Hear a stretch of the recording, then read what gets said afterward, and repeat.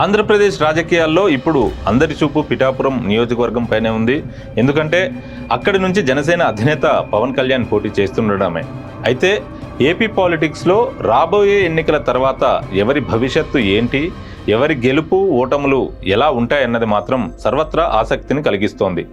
ఎవరి మాట ఎలా ఉన్నా కూడా జనసేన పార్టీ అధినేత పవన్ కళ్యాణ్ రాజకీయ భవిష్యత్తుకు మాత్రం ఈ ఎన్నికలు జీవన్మరణ సమస్య అని చెప్పాలి.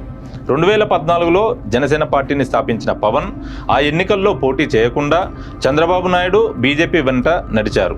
ఆ తర్వాత అధికారంలోకి వచ్చిన చంద్రబాబుతో, కేంద్రంలో అధికారంలో ఉన్న బీజేపీతో విభేదించి 2019 ఎన్నికల్లో చంద్రబాబు బీజేపీ మీద దుమ్మెత్తిపోశారు.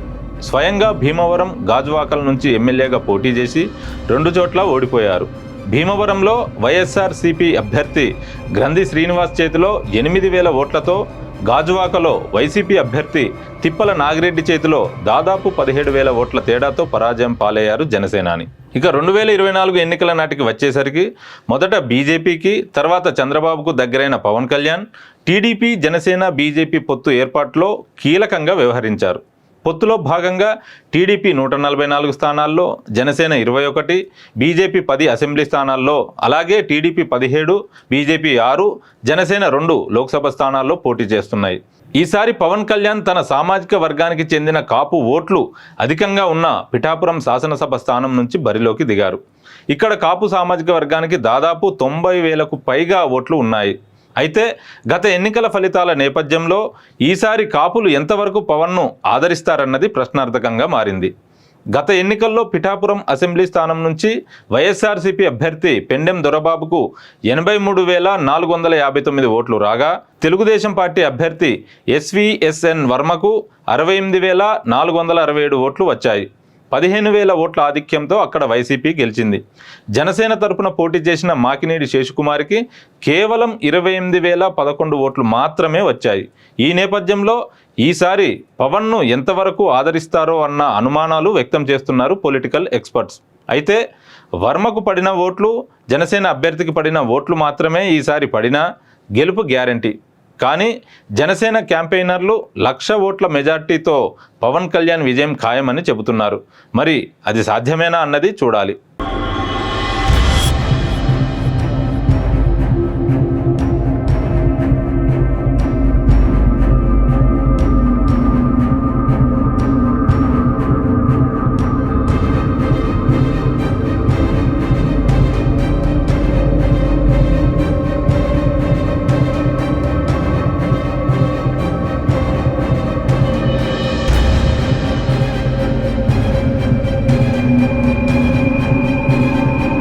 శక్తి పీఠమైన ఆ తల్లినే మీ ద్వారా అడుగుతున్నాను, నన్ను గెలిపించమని కోరుకుంటున్నాను. 2024 ఎన్నికలకి నీకు యుద్ధం ఇస్తాం. యువతరానికి ఏ సంపద విడిచిపెట్టాం?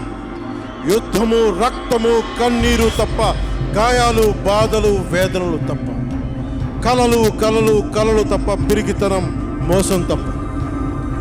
5 ఏళ్ల పాలనలో యువతని మోసం చేశాడు, రైతుల్ని మోసం చేశాడు, మహిళల్ని మోసం చేశాడు, గవర్నమెంట్ ఉద్యోగుల్ని మోసం చేశాడు, అంగన్వాడీ కార్యకర్తలను మోసం చేశాడు.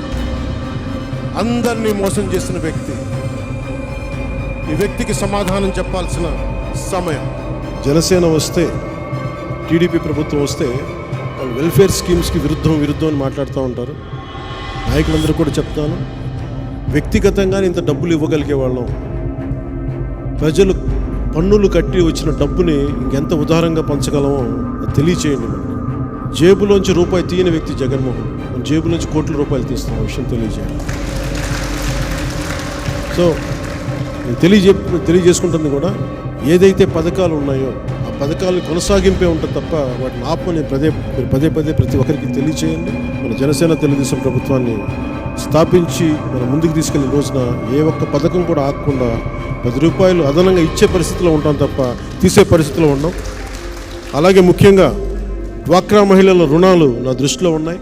తెలుగుదేశం పార్టీ నాయకులతో కూడా మాట్లాడి, వాళ్ళ అధినాయకత్వంతో మాట్లాడి, డ్వాక్రా మహిళల రుణాలు కూడా ఎలా దాన్ని మాఫీ చేయగలగాలి, పెద్ద పెద్ద మోసం చేసే కంపెనీలకే బ్యాంకులు ఉదారంగా వదిలేస్తుంటే అలాంటి డ్వాక్రా మహిళల పరిస్థితులు కూడా ఎలా ఆలోచించాలి దాని మీద అధ్యయనం చేస్తూ, మరోవైపు పిఠాపురంలో పవన్ కళ్యాణ్కు చరిత్ర లిఖించే మెజారిటీ తేవాలని కార్యకర్తలకు పిలుపునిచ్చారు టీడీపీ అధినేత చంద్రబాబు.